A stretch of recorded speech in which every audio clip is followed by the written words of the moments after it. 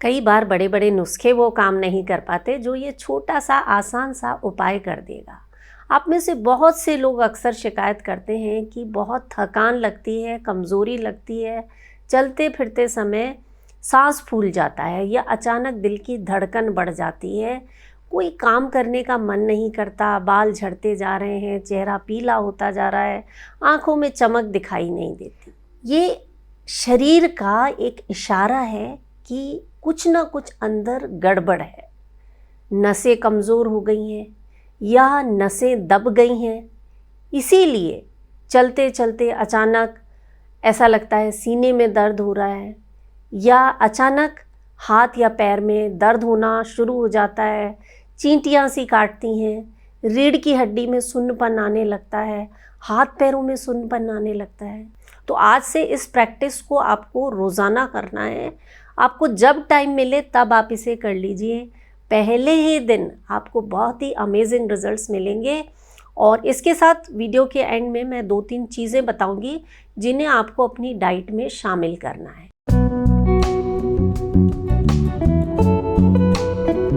देखिए, हमारे शरीर में दिन रात कुछ ना कुछ काम चलता रहता है, कुछ ना कुछ केमिकल्स बनते रहते हैं, टूट फूट होती रहती है। तो जब तक हम उस टूट फूट को ठीक नहीं करेंगे तब तक इस तरह की समस्याएं आती ही रहेंगी।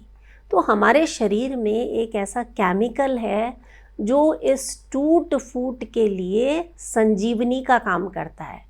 आज के टाइम में संजीवनी बूटी तो नहीं है हमारे पास, लेकिन ये जो केमिकल है नाइट्रिक ऑक्साइड, ये संजीवनी बूटी से कम नहीं है। तो आज एक ऐसा तरीका बता रही हूँ कि आपके शरीर में नेचुरली ये नाइट्रिक ऑक्साइड बनने लगेगा, आपकी खून की नलियाँ चौड़ी होंगी।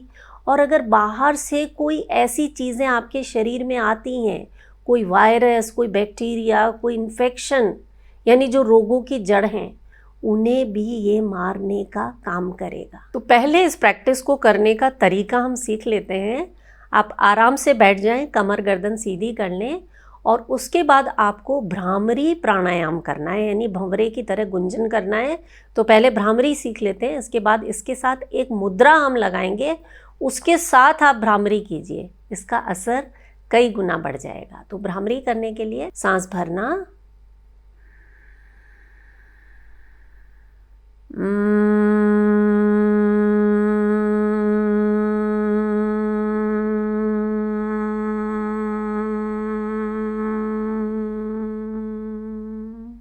योग शास्त्रों में तो इसे हजारों साल पहले बता दिया गया था और आज साइंस भी इस बात को मानता है कि जब आप इस प्रैक्टिस को करते हैं, हमिंग करते हैं, तो उससे जो वाइब्रेशंस होते हैं वो आपके शरीर में नाइट्रिक ऑक्साइड पैदा करते हैं नेचुरली। जब आप भ्रामरी कर रहे हैं, इसके साथ आप खेचरी मुद्रा का अभ्यास कीजिए।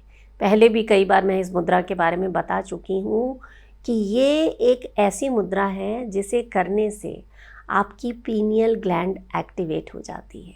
और योग शास्त्रों में कहा गया है ये वो ग्रंथि है हमारे शरीर में जो आपकी तीसरी आँख को, थर्ड आई को एक्टिवेट कर देती है। पीनियल ग्लैंड से जो अमृत निकलता है वो अमृत आपके गले में आने लगता है अगर आप सही तरीके से इसका अभ्यास करते हैं। कठिन है थोड़ी सी ये मुद्रा, सालों का अभ्यास चाहिए इसे सही तरीके से करने के लिए, लेकिन आप सिर्फ इतना भी कर लेते हैं ना तो आपको बहुत फ़ायदे मिलेंगे। तो आपको क्या करना है, अपनी जीभ को रोल करना है ऊपर की तरफ, मुंह में ऊपर जो तालू है वहाँ पर लगाएं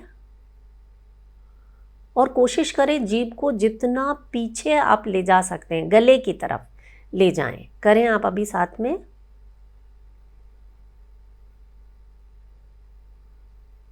जब आप जीभ को पीछे की तरफ ले जाते हैं तो गले की तरफ नर्म सा स्थान आता है, आप जीभ से टच करके उसे देख सकते हैं। वहाँ पर अपनी जीभ को रखना और इसके साथ आपको भ्रामरी का अभ्यास करना है।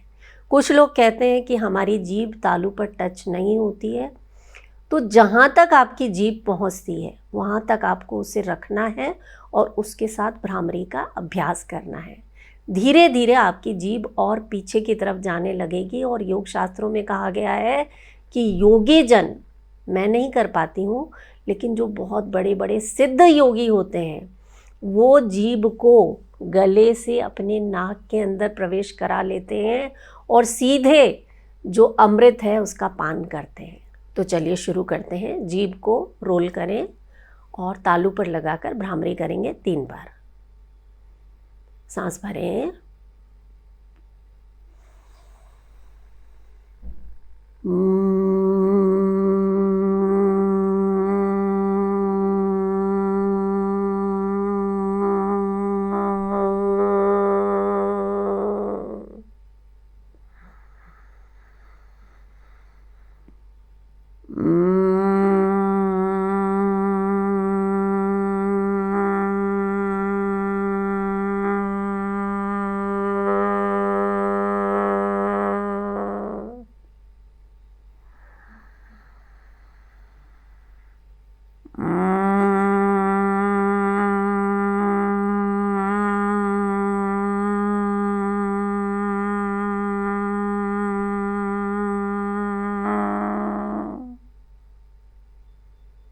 रिलैक्स। 11 बार 21 बार आप इस प्रैक्टिस को कीजिए और जब ये कर रहे हैं उस वक्त अपना ध्यान यहाँ दोनों आईब्रोज के बीच में आज्ञा चक्र की तरफ रखें। अमेजिंग रिजल्ट्स हैं। ये जो नाइट्रिक ऑक्साइड आपके शरीर में बनेगा ना नेचुरली, ये अमृत से कम नहीं है। इसकी 2 बूंद ही काफ़ी है आपकी नस नाड़ियों को खोलने के लिए, नसों में जो कमज़ोरी आ गई है उसे दूर करने के लिए, जो नसें सूख गई हैं उन्हें वापस जागृत करने के लिए। अभ्यास आपको रोज़ाना करना होगा, लगातार करना होगा। कोई जादू नहीं है कि एक दिन आपने किया और पहले ही दिन आपकी सब नस नाड़ियाँ खुल गई। रोज़ाना कीजिए इसे और कोशिश करें प्रैक्टिस को एक ही टाइम पर रोज़ाना करें। इसका बहुत फ़र्क पड़ता है। आप सुबह कर रहे हैं तो टाइम फिक्स कर लें कि 8 बजे करूँगा, 7 बजे करूँगा, या रात को कर रहे हैं तो टाइम एक ही रखिए। 10 बजे करना है तो रोज़ाना डॉट 10 बजे आप इस प्रैक्टिस को कीजिए, आपको ज़्यादा अच्छे रिजल्ट्स मिलेंगे। खाने पीने में 2-3 छोटे छोटे बदलाव आपको करने हैं। पहला, दिन की शुरुआत नींबू पानी से कीजिए। डायबिटिक नहीं है तो आप इसमें शहद भी डालिए। ये दोनों चीज़ों का जो कॉम्बिनेशन है ना, आपके शरीर में नई जान डाल देता है, आपके शरीर को डिटॉक्स करता है। और ये जो विटामिन सी है ना, ये आयरन के एब्जॉर्प्शन में भी बहुत आपकी मदद करता है। नींबू हो गया, आंवला हो गया, इस तरह की चीज़ें जो हैं जो विटामिन सी का अच्छा सोर्स हैं, इन्हें आपको किसी न किसी रूप में प्रयोग करना है। और ये जो नींबू पानी पी रहे हैं ना, ये पानी अगर तांबे के बर्तन में रखा हुआ हो तो क्या बात है। दूसरी चीज़, रात को 5 मुनक्के और 2 खजूर लेने हैं। 1 गिलास पानी में आप इन्हें भिगो दीजिए। सुबह नाश्ते में आप इनका सेवन कीजिए बीज निकालकर। ये ऐसी चीज़ें हैं जो आपके शरीर में खून की फैक्ट्री लगा देती हैं। खून की कमी जिन लोगों को होती है ना, उसकी वजह से थकान लगती है, कमज़ोरी लगती है। आप 1 हफ्ता इसे प्रयोग करके देखिए, 7 दिन में आपकी जो खून की कमी है वो दूर हो जाएगी। एनीमिक लोग जो है ना, वो ज़रूर इसे करें। और इसके अलावा शाम को, देसी चीज़ है लेकिन बहुत इफ़ेक्टिव है, भुने हुए चने, मूंगफली और इसके साथ छोटा सा गुड़ का टुकड़ा शाम को जब चाय पीते हैं उस वक्त आप खा लीजिए 1 मुट्ठी भर के। आपके शरीर में घोड़े के समान ताकत आ जाएगी। जोड़ मजबूत होंगे, जोड़ों में दर्द नहीं होगा, हड्डियां स्ट्रांग होंगी और खून की कमी दूर होगी। ख़ासतौर से महिलाओं को तो इसे खाना ही चाहिए, क्योंकि हर महीने पीरियड्स में इतनी ब्लीडिंग होती है जिसके कारण अधिकतर महिलाएं एनीमिक होती हैं। तो आप इसे अपनी डाइट में शामिल कीजिए। और देखिए, शरीर में कमज़ोरी और खून की कमी बहुत ज़्यादा है तो सिर्फ डाइट से काम नहीं चलेगा।